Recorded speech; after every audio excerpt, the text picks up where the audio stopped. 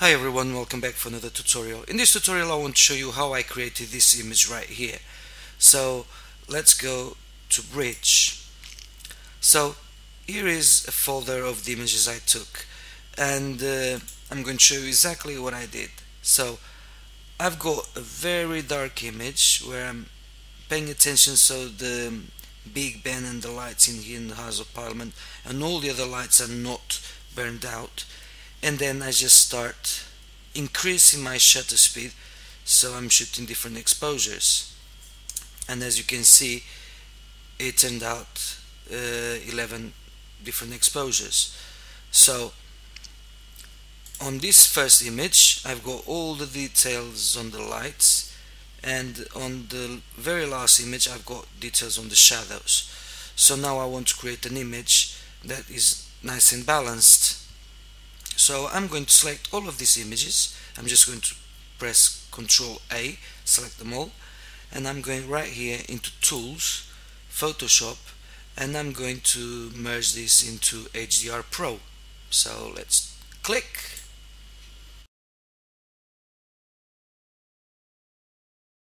So here I am in the Merge to HDR Pro window. So as you can see, Photoshop merged all these layers, and even though it was shot on a tripod, still tries to align them as well. So I want to focus on a 32-bit image, so if you see on 16-bit, make sure you change to 32-bit, like so. And now I want to click on this box to remove ghosts. And I know there was a lot of movement in the water, and the boats moved slightly, but I want to keep the water as smooth as possible. So I'm going to just see which of the versions suits me best, and because I've done this image before, I think this third version, it will work the best for me. So what I want to do now is I want to click Tone in ACR, so Photoshop will open this 32-bit image in Camera Raw. So let's do it. And here we are in Camera Raw. Well, it doesn't look very well, but basically Photoshop created an image as a normal exposure, but because we shot it bracketed and we are working in 32-bit image, we have a huge dynamic range, so we can do a lot without losing detail on the image or introducing noise. So this is the overall shot. This would be the normal exposed, and this is what Photoshop came up with. So first thing I see straight away is the clock. It's too bright, so I'm just going to bring down the highlights because it looks better like this, and now I can start doing my image. So the first thing I want to do is I want to come to the white balance and use shade, and if I can change the white balance as I would in a camera, because I shot raw. If you shot in JPEG, or if previously converted to a TIFF, you will have to do it manually with the sliders warming up or cooling down the image. So I'm just going to stick to shade, probably add a bit more, yes, something like that, and I'm quite happy. And I'm just focusing on the overall image, but especially on the center of the image. So now I'm going to open the shadows, and as you can see, it brought some detail, but not enough, because it's quite a dark image, and Camera Raw tries to figure out where the shadows were, but this is how far it went. But we have a lot of options here in Camera Raw and also in Lightroom.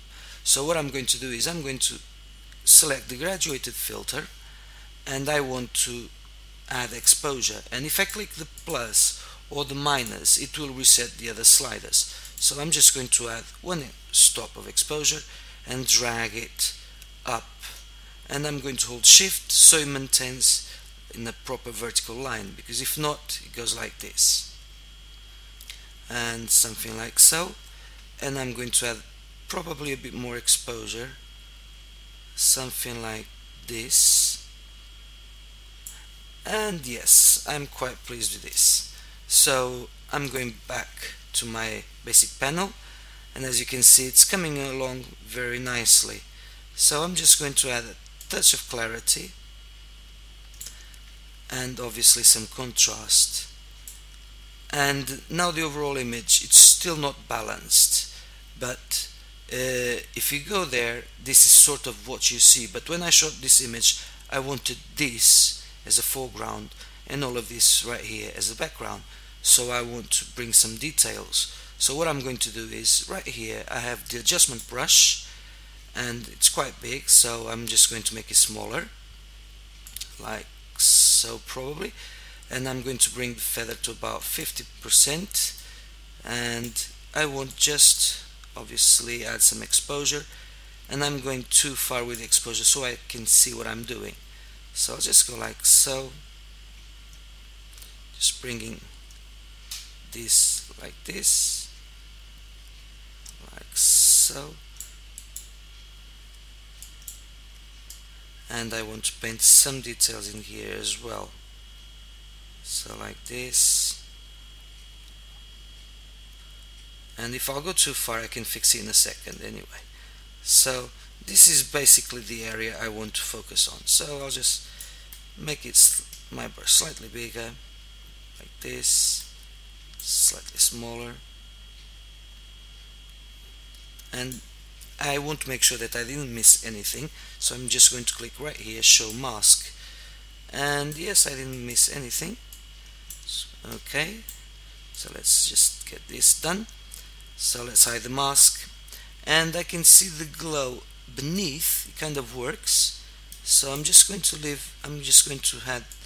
add some more feather, and I'm just going to click, and I'm going to the other side holding shift, click again, and this way it maintains a proper straight line, and probably a bit detail in here as well, a bit more, yeah, okay. But the glow on the top of this bridge, I don't like it, so I'm going right here to click on erase. I want to make sure that I don't have much feather. I want to go to a flow about 80% and make my brush smaller. So I'll click once, go to the other side, hold shift, click, and now it's fine. A bit too much over here, and a bit too much over here. Now I'm going to add a bit feather, so it's not as obvious that I've painted, so it's a nicer transition, something like this. I'm going to flip to add, and just add a bit more detail, something like so. And if I hold Alt, I can change from add to erase, as you can see.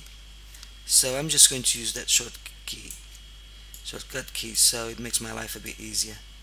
So I'm just going to bring a bit more detail in here, not too much, but bear in mind it's too much. So that's the good part, because we have some sliders. So let's bring down the exposure just a touch, something like so, something like this, and as you can see, looks much better. So that's before and that's after, probably a bit too much still, and as you can see, we have a nice balanced image. So let's go back to our panel, and all is good apart from the sky. I'm not happy as it is, so what I'm going to do is select the graduated filter. I'm going to bring the temperature up, and as you can see, I've got exposure up, so the best thing to do is click plus and resets the exposure and just affects the temperature. And I'm just going to in here just to hold shift, something like this, and it warmed up a bit more this area, and I want to create another one from the top as well, something like this.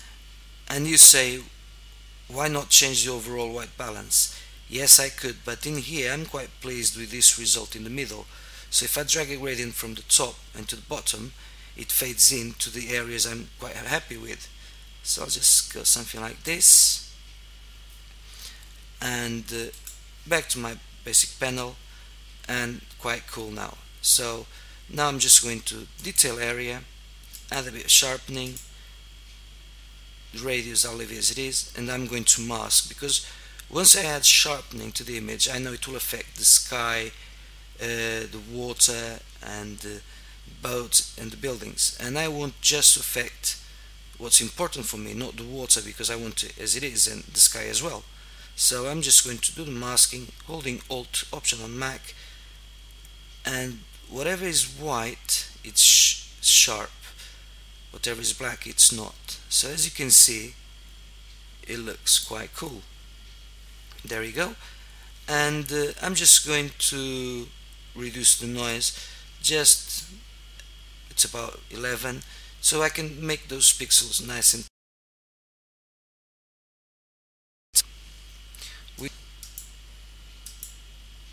with oh sorry, let's go back to the basic panel. We started with this and now we have this nice balanced image, and everything I can edit once again. If I'm not happy with something, I just click here.